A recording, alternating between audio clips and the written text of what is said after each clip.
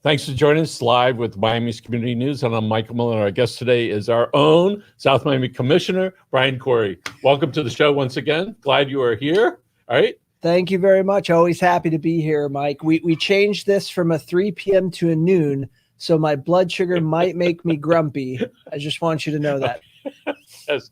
And when you get to be like 29 years old, we start paying more attention to that stuff. Otherwise, we just thought it was our mood. All right. So you were first elected. What month was that? April 20th, 2021. So just a couple months ago. It's amazing all the changes that we've all been going through. This evolution of certainly in the last 15 months. All right. Now, you had a very short campaign, 6 months, for fulfilling the unfulfilled term of Bob Welch, who passed unexpectedly. So what has it been like? All right. And how does it compare to what you thought it would be? Well, it's certainly, I think, a bit of a baptism by fire. I jumped into a lot of big projects happening. We're obviously just getting started on budgeting as well. But the city staff's been amazing. The commission has been good too. I'm learning my chemistry up there. I like all the people who are up there. So far it's good. And I'm exploring a lot of initiatives. I've hit some walls in some things, but I've made some progress in others. And I'm looking forward to affecting positive change, but also doing the things I'm supposed to do as a commissioner, just listen to people. So when you're in a position where you have to get other people to go along, or you go along with them, versus you're in business and you make a decision whether or not you will want to do business with that customer. If you don't, you just stop the relationship. Most of the time it's our customers, firing us or moving on. So how do you process, like, say, I'm going to be up here for another couple of years with each of these people. How do we make sure that my position is heard by them, and that I might be able to convince them to go along with this particular thing? I think the number one thing is consistency, because of the sunshine laws, we're not really able to discuss anything outside of the dais. So we have that 2, 3, 4 hour span where we can communicate with each other. And sometimes the votes don't go the way you want them to go. Sometimes people don't have the opinions you'd think they'd have. But I think as long as I can remain consistent, as long as I can keep pushing for the essence of what I want, the long curve will be toward the right direction, which is what I'm really hoping for, obviously. So there are lots of politicians that have told us over the years, if so-and-so doesn't vote my way, when it comes to them wanting something to get done, even if I think it's good, I'm going to vote so that everybody knows where we're at. So how do you process that, and being angry at somebody, but yet understanding their position and understanding that they might be the key to the success of a particular project that you'd like? I think I kind of put it back to my days of being an athlete. In competition, you're going to win some games, you're going to lose some games. You can't really hold it against people for having the views that they have. I'm certainly going to avoid any sort of pettiness whatsoever. Congratulations. I don't think taxpayer money needs to go toward personal pettiness, but I have my own ideas, and they may evolve over time as I learn more, and I learn more from the residents. But for the most part, I'm just, like I said, I'm trying to stay consistent, build relationships on the dais, and get the ideas that I have across. So, Brian, not that boxing is like being on the commission, but there's Mike Tyson was an animal, all right? And put aside the bad stuff that he did for a moment, if we could. He certainly was a great fighter, and he would frequently, all right, he'd stare the guys down at the beginning. And when he would knock them down, he'd go over and pick them up when the game was over, right? And it'd be like, you thought he was going to go over and punch him again like it was MMA. No, he'd go over and help. And I've watched, 50 of his fights, and that's probably all of them, all right? But repeatedly. And he did that all the time, all right? Because he said, okay, we're in the ring. We're trying to make our point, all right? And sometimes you're going to get knocked down or off. And then other times it's the other way around. So tell us about your relationship with the residents during COVID and as we're coming out of that. So I got the unique opportunity to actually knock on doors during a pandemic. So I had masks on. Most of the people who voted for me probably never actually saw my face. So I had a mask on. They had a mask on. We talked about city related things. And since then, since the opening up, I've been invited to more events. I've gone to them. I've got to see people face to face. It's certainly a much better situation for handling the day-to-day that you do as a commissioner, just responding to problems people have on their streets, problems that they're having with security, problems or visions that they have for the city. The opening up has made things a lot easier. But also, we're not fully out of it. And there's still economic repercussions to what happened. And there's still a new normal that we have to face. And there's still an uncertain future. So, I haven't popped the champagne bottles on this yet. And I want to make sure that our city and its assets and its future is still protected from this, existential threat that's still here. So when I go out to restaurants, I usually go to large restaurants, ones that I'm comfortable in, know when to go, where there's not a lot of people. I wound up going Friday night, 7:00 to a restaurant. Oh my God. It was like this. I was so Really? Uncomfortable. All right. It was great to see the people there, but understanding it ain't over. All right. Right. We know that I personally know 3 people that were vaccinated. They got it. Yeah. Right. They didn't get very sick, but they still got it. All right. And so I agree with you that it's not quite over yet. Who knows when that's going to be. And certainly, hopefully this wave, if you will, that's going on, each time it'll be a little bit less, a little bit less. So I understand that there are some meetings. I think it was just held concerning the government Dade County owned property, not too far from here. Related is doing the construction. What was the outcome of that public meeting the other day? So it's really fascinating. It's the biggest project that I've had the opportunity to review, both on the planning board and as a commissioner. It's 478 units going into the Marshall Williamson community on 2 relatively large parcels of land, mixed income and mixed use. Obviously, it's Miami-Dade County owned property, in some ways Miami-Dade County run project. But we're reviewing the proposal, and I have to say I haven't seen something so well executed. I have to take my hat off to the Related Urban group that's doing this. They've not only talked to the community, they've talked to the city, and their approach to the planning board was just as white gloved as everything else. They're coming in within our zoning guidelines. They're adding more affordable and workforce housing than our zoning code requires.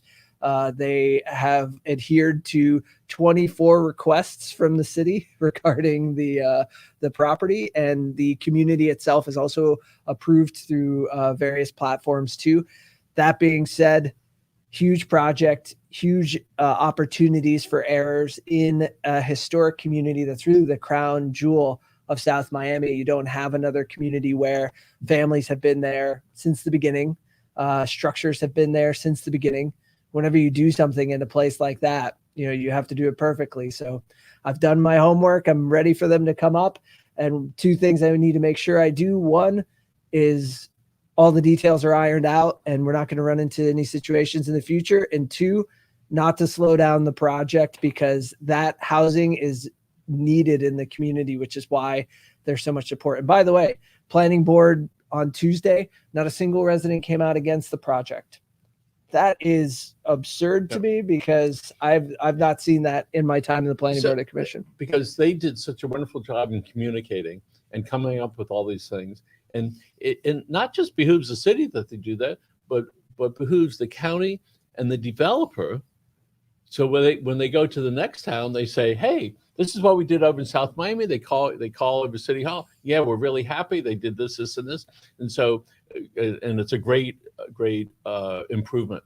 Estimated cost of that is how much? Oh, I actually don't know the total estimated cost of it, but I do know just that it's going to have almost 500 units. It's going to have about 15,000 square feet of retail space.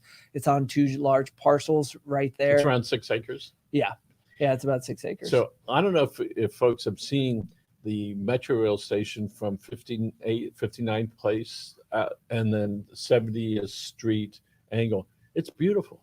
Yeah, it is magnificent. Right? It's stunning. All right. And they built in part of that garage where you only see part of it. And it's like, oh, it almost looks like a photograph. Right? Yeah. not beautiful colors, lots of tinted glass, I think, and they have trees right up there. They just redid the roads over there. That's student housing, from what I Yeah. recall, three floors student housing, Yeah. right? And student housing is that like a common kitchen, common bathroom? Is that what it is? Yeah. Yeah. So yeah. And that's obviously, a different project, but it is great the way, some of these developers are approaching us, especially the city of South Miami. We have so few properties where we could do this. Miami-Dade County owned. It's a perfect place to do this, but they've put so much consideration into it, from putting townhomes closer to where the park is so that you don't have the high rises covering the park, Yes.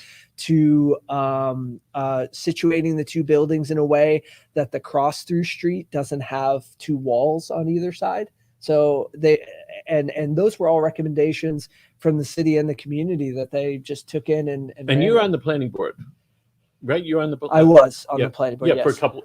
How long?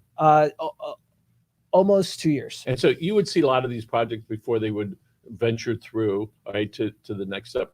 So the planning board looks at a project, and then does it make suggestions, has conversations, and who's that conversation with? The developers?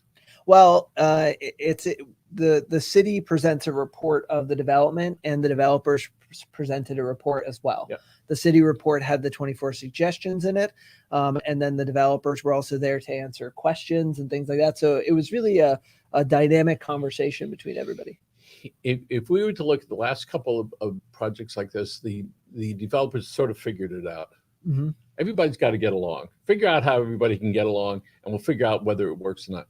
Way different than 25 years ago, right? Way different. There's so much acrimony, and it seems to be sort of smooth. Now we know that the county sent out their idea of a new zoning throughout the county, and the essence of it is, Oliver Gilbert was our speaker, all right, the other day, and he said it's their responsibility to provide housing and transportation, all right, and how people can get along, and try to do more public transportation.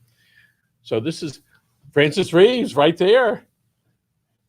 And there she is, an attorney, all right, and your parents right there, all right, and 2-minute warning. She wrote a book about 2-minute warning, Okay, which cool.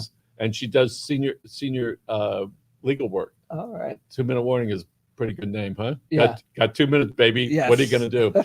So, Tommy, whenever you're ready, just let us know. Okay. So this project, the proposal from the county has been sent to all the cities, all the way through the whole county, and from down south to South Miami. And so I happened to see this, and it's on the surface, it's hard to understand because there's a lot of implications. And so, can you comment on it? Yes, I can't say I didn't see this coming. We had already started this process with the creation of our transit-oriented development district. Other municipalities have as well. But, if we don't start to plan our city responsibly, we're going to get the county coming into, basically upzone areas we don't want to upzone. So I think we need to take a serious look at that. Obviously, we'd prefer home rule and to be able to do what we want with our city. But the way this is painted with a broad brush, they're just going to upzone even, single family communities that we have. So it's just it's not surgically done. And while it is important for transit, obviously, I think the municipalities, especially ours, which has a lot of single family fairly close to US 1, should be concerned about something like this happening. That being said, it's part of a countywide effort for environmentalism and transit and housing, and And is that theoretically say you need your homeowner renter, you need to be near transportation, not out West Kendall and not at Homestead, because you're going to clog the road and it's going to take you 45 minutes an hour to get up even to public transportation. Yeah. So when we look at it, you say, what is the responsibility of the county? And for a long time, they said we should be involved in the big regional things. And one of the things that happened last year is the state disbanded MDX, Home Rule Charter. Does it count? I don't know. Sometimes it does and sometimes it doesn't. So one of the things that I understand the county's concerned about, what else will the state do if they could dismantle this organization? By the way, MDX, not the GMAX, is reconstituted. Pepe Diaz is the new chairman of MDX, all right? Right. And they've had their meetings, and we're going to see what's going to happen. I understand that what the county is concerned with is the state can come along and start taking stuff. So the trickle down is what you said is, wait a second, don't we get to decide our fate, right? And so that's the big question. Who can come along and pound you on the head and say, yeah, when we want you to, yeah. Right? Well, and we've led the state in some areas in our solar ordinance initiative in terms of the environment, but we've fallen behind in other areas in transit and housing and things like that. So, if it weren't a problem in our city, then there wouldn't be a problem to solve. So I think we do need to address these bigger problems as well. And from what I understand, it's going to be September, October, November that it may be the discussion. But Right. But one of the things certainly that there should be that big conversation about the goals of the city. And I hope that the stakeholders, and we're certainly one of the stakeholders, and we're in a big part of the area that is under consideration across the street and on the here. And that stakeholders in South Miami that we're not homeowners have always been wound up being on the lower level, like stakeholders, commercial stakeholders didn't rate, and it was this constant years of you don't count because whatever it is. And I think over this last year and a half, what we realized is we all count, all right? You just happen to live there, all right? And then it would hear, well, you don't own there. That's only an apartment. And you start seeing this ridiculous stuff. And I hope when the city does that conversation with the residents, with the homeowners, with people that rent, property owners, that it's a real conversation, real normal conversation, so that you can look down the road 5 and 10, 15 years and say, this is the vision that we would like to see in South Miami. So who's in South Miami? Who's the visionary? All right. Who are they? All right. That are either elected officials or people that work here that are in this arena. They can say, listen, Brian, listen, board, here's what other cities that were like this, all right, this is how they got it done, whatever it is. Yeah. Are there anybody come to mind? Not necessarily anybody who's trying to address that particular issue, certainly not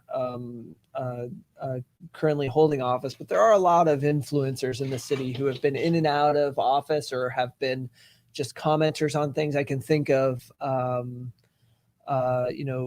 Victor Dover, who's a prominent city planner who exists, who's always been sort of ubiquitous in South Miami politics. And I listen to him quite a bit. He's a professional city planner, and he's done great work both in South Miami and all around the country. And he talked about how we want to plan a city and how we want to create a city that's good for people, not cars, that's good for, all of these things. And I think that's where we might want to approach the county and say, hey, I know you have this plan. I know it's responsible in terms of transit and housing.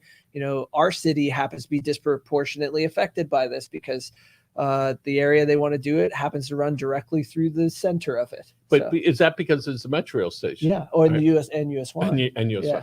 So Victor obviously has been doing this type of thing for at least 20, Victor, Yes. but we know more. From what I understand, his firm helped put together the new plan for Panama, Right. in the state, as well as other things. And we've talked to him over the years and seen his work, and he seems to be, level-headed, can have the conversation. Right? He says, "Listen, these are pictures. This is it. Whatever it is, all right." And so it's up to great communicators like that to be able to sit to the emotionally based people that a lot of us are. No, I want a quieter house. I want a bigger business. I want this. I want less cars. All right. And speaking of cars, how is Freebie doing? Which is the service that's provided by the half-cent sales tax, right? Yes. And so how's the ridership? Is that what you call it, ridership? Yeah, it's actually, I think it's terrific in South Miami. And I don't have the stats from them, and I actually have not met with them yet, even though I do want to. But I happen to think, especially for South Miami, it's an incredible service. And it's starting to integrate with some of our other events too. It's sponsored the farmers market. It's so we're able to sort of integrate what the city's doing and where we want people to go to our events with this ride sharing service, which is great. And actually, I've seen them more often in the last couple of weeks. I don't know why. Maybe I'm just looking for them. I see them back here. Right. And then I've seen them over by the post office. I was over there the other day. And for those of you that don't know, in South Miami, it is a free ride sharing service that you can download an app and you can go from anywhere in South Miami to anywhere else in South Miami. So just a little pitch for them right there. And speaking of roads, on 68th Street, which is right over here, it dead ends before. All right. Are there plans when the new building goes up to open that up? I've heard briefly from urban related group on some additional recommendations that may be for structurally around it, and I think it's something that we need to consider. Obviously, this project, if we're lucky, it could break ground and be up in 3 years or so. So we have some time to consider that, but that's something we should consider. Even on City Hall, we have some blockage directly to what will be the empath and that sort of thing. So the Underline Park. Yes. So I think we have to start thinking about opening those things up. And I mean, the amount of people who are going to be there who are also going to be crossing US 1 is going to increase. So we have to very good point. Yeah, we have to focus on enhancing our crosswalks. We have to focus on plans for a pedestrian bridge as well. So we have to really think about again, we're a city with a highway going straight through the middle of it. We either need to pass by that road, put a bridge over it. We have to do something. So if approximately 500 apartments, is it fair to say there could be 750 to 900 people living there? Almost 1,000, probably. Almost 1,000. Yeah. Right. And I don't know how many cars that equates to, but it's a lot of people. All right. Yeah. And we've eased parking restrictions to sort of encourage this transit lifestyle. And that's one of the things that Victor's been saying for a long time. Yes. And the county is on county land, right down south. They're saying, "Hello, Richard." What the county is saying is, we're going to change the zoning to allow more housing to go up and less cars. So you're going to move there so you can walk to the bus rail, so you can walk to transportation that's going to get you closer to work.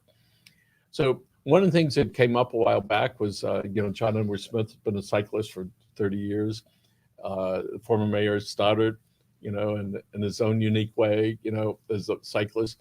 One of the things the opponents to that say, listen, it's summertime. I'm not riding my bicycle to work.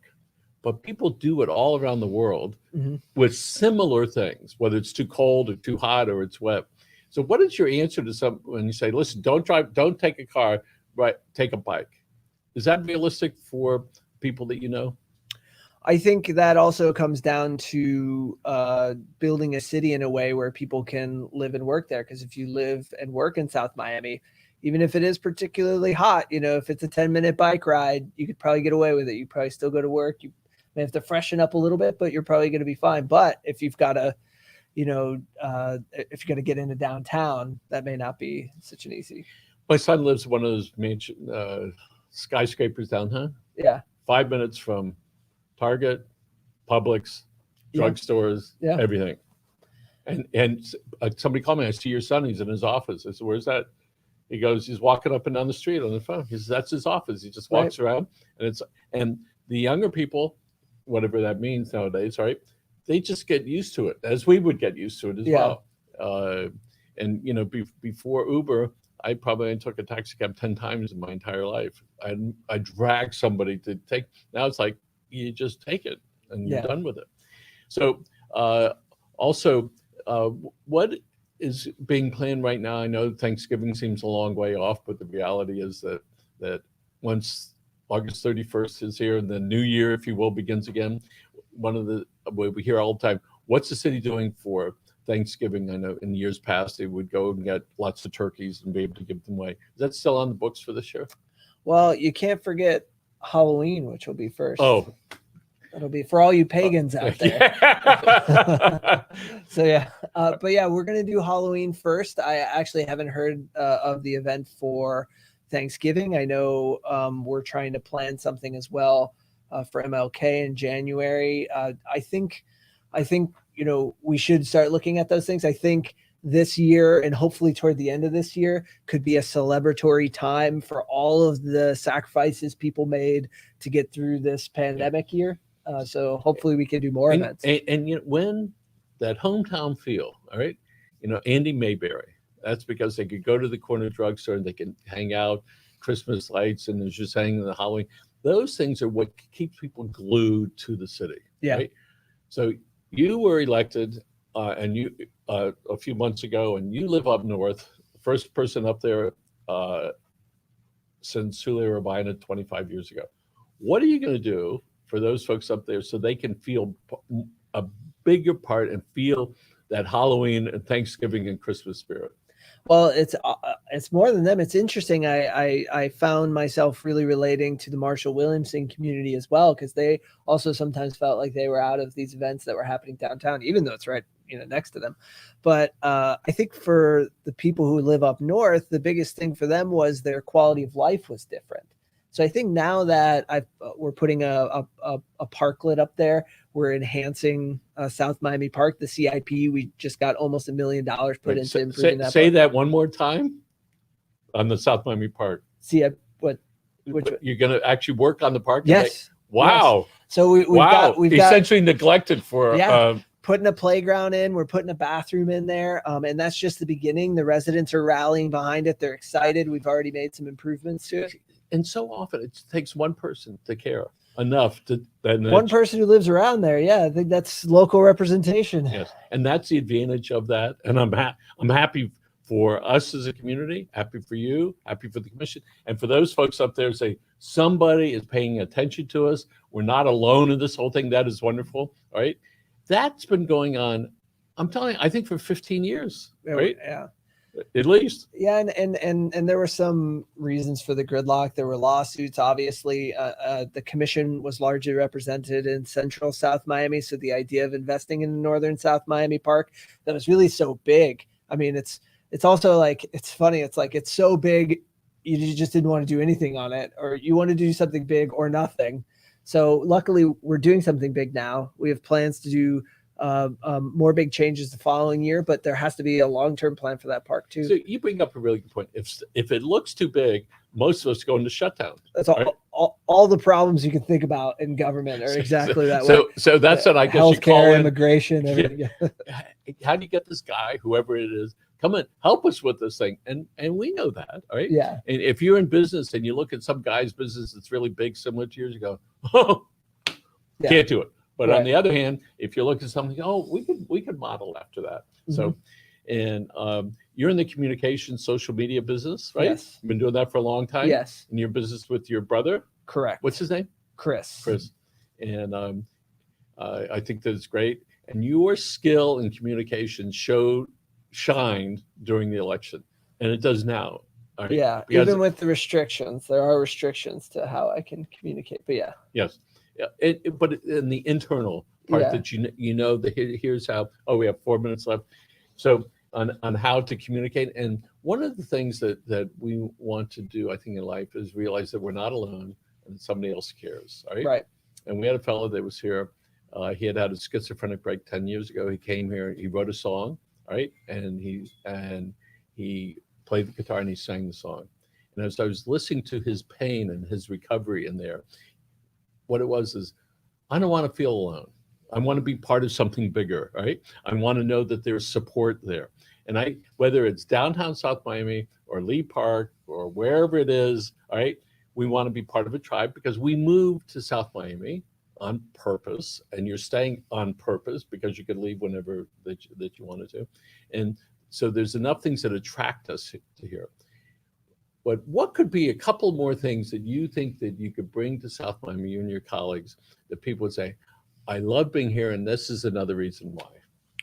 Well, I have spoken about the internal communications in the city. It has improved actually quite a bit just since I've been there, somewhat in coincidence also because I've encouraged it, but our SOMI Insider newsletter is now reaching more and more people every day. We have a social media presence where we didn't have it before. We have emergency contact systems in place. But I do think we can start informing people a little bit more on the services that we provide, the ability to communicate with us, and we'll continue to push that. But I think we also, I like the idea of welcoming people to the city. We have so many new residents coming, and it's going to be such an easy thing for us to do if we can through, mailers or anything like that, where we can actually tell you, look, you're part of something different here. You didn't just buy here because, it was the best home you could find or whatever. You didn't buy on South Miami, you bought into South Miami. So there used to be a company called Welcome Wagon, and they would deliver to your house little yeah. brochures and maybe some food, and they were businesses, nearby businesses. There's a pharmacy that's moving down the street. Yeah. Compound Pharmacy. Yes. Sonia Martinez and Marco Pharmacy. I told it, I said, we are the welcoming wagon. And she'll be open by summer. And unfortunately, she bought right as COVID was there. And lots of things didn't happen when they were supposed to. But I see they're cleaning it up now. And we're really delighted. There's going to be a drive-through there, right? All in the property. Great move by the city to make whatever adjustments there were. In the 50 years that we have been here, 50 years, that is the first real retail store that will attract people and be happy, all right? And it's a service that if you're over the age of 10, you need a local drugstore, all right? And the really good thing about this, that it's not I was gonna say Eckerd's, it's not a CVS, it's a locally owned, all right, pharmacy and compounding, delightful people, all right? And I get my drugs there, and you know what? We make decisions where you want to shop. You want to make a difference? Shop local and local and local. The big guys will take care of themselves, because that extra $5 or $10 or $50 that you spend on Sunset Drive or on 57th Avenue or 73rd Street, all right, you're really helping people a whole lot more than spending it when it goes up north. Local small business owners, you're preaching the choir here. Brian Corey, thank you very so much. City of South Miami Commissioner. Howard, thanks so much for the show. Folks, thank you for joining us and for spending your morning with us. And have a great